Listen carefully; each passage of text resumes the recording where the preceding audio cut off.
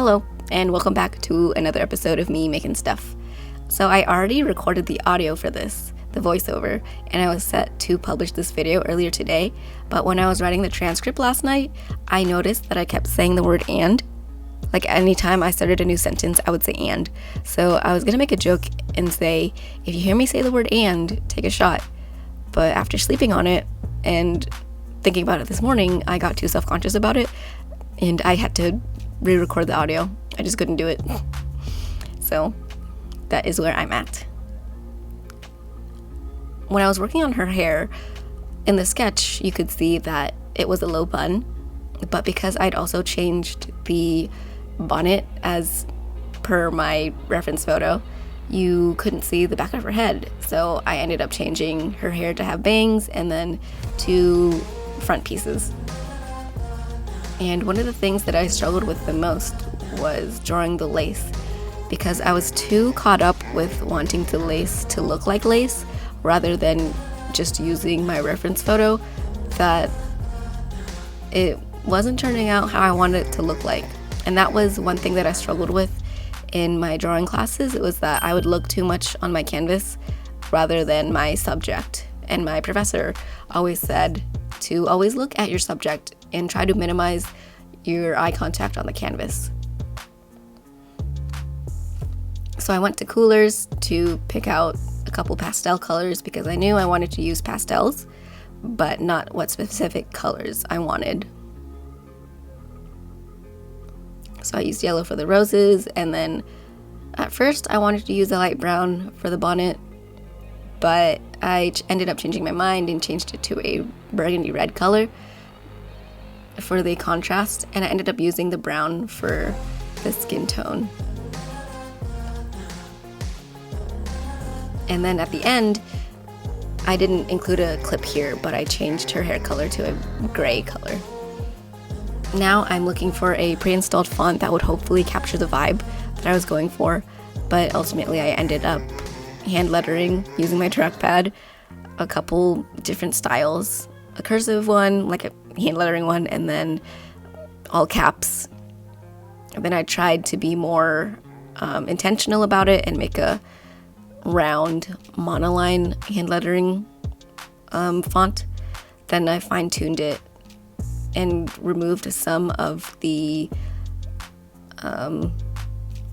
points and the curves, but that just wasn't it. So I went to my desk and freehanded a couple different styles.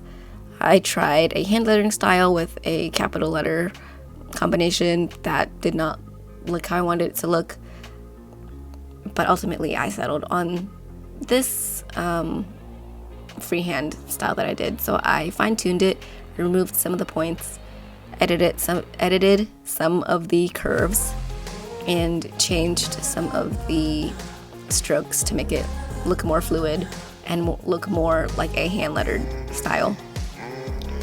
For the eye, I didn't want to use a regular dot, so I was debating between a heart and a bow, but because I was already planning on using that chin bow as a secondary logo, I thought that was too many bows, so I went with the heart, and I changed the heart to a pink color that I used for the blushes.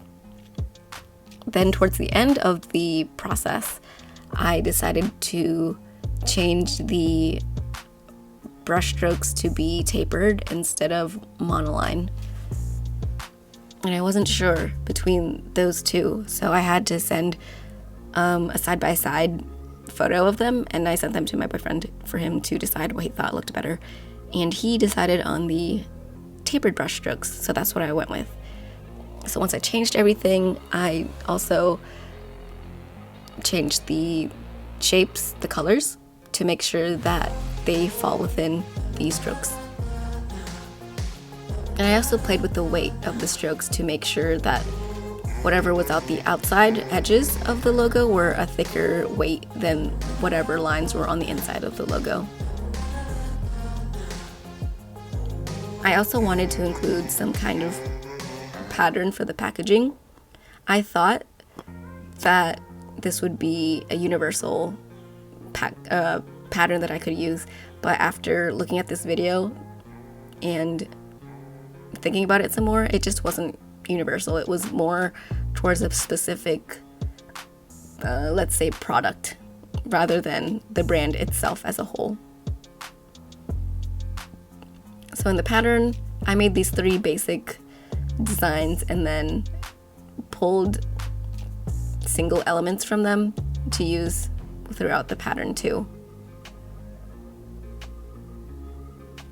Then I looked up a mock-up of a candle, a product photo of a candle, to showcase what the pattern would look like and what the brand would look like. And for the titles, I didn't know what the titles should be or what I wanted them to be. So I looked up an adjective generator and I looked up some other words, some synonyms of those words, then ultimately chose Wandering Joy for this first one. Then I used my seamless pattern, cleaned it up a little bit to make the logo stand out, then added that to my brand board. Added a couple more stuff. I changed up the final layout and you'll see that at the very end. And I added some text that said "Make Life Dreamily," which could work as the tagline, but I'm not so sure yet. So here's the final brand board. And then here I'm working on the brand proposal file, and I've never worked on these before, so I'm not sure if this was the best way or the most effective way of doing it.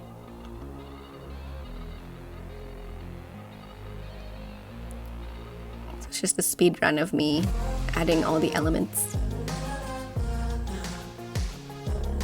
and fixing everything up.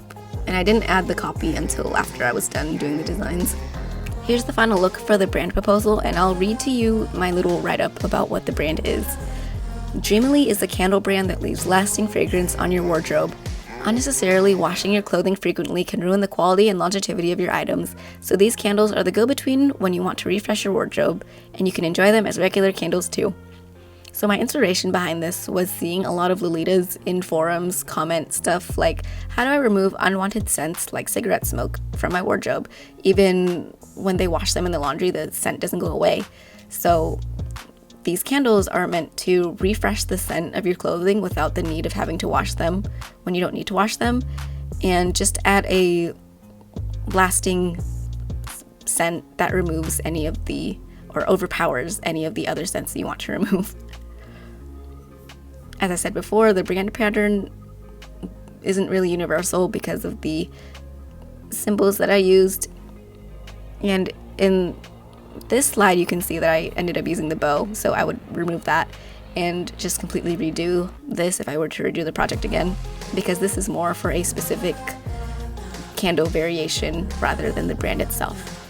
And these are the colors that I ended up going with: a pale yellow, salmon, and dark gray. And I was hesitant to actually use yellow because I'm personally not a fan of yellow, but this isn't about me, it is about the brand. And the fonts that I ended up choosing were Montebello, Cabin, and Bukhari script. As a decorative font, I thought it was fun, and I wanted something modern. Here's the brand board again with the final look, and my write-up is here on the side too.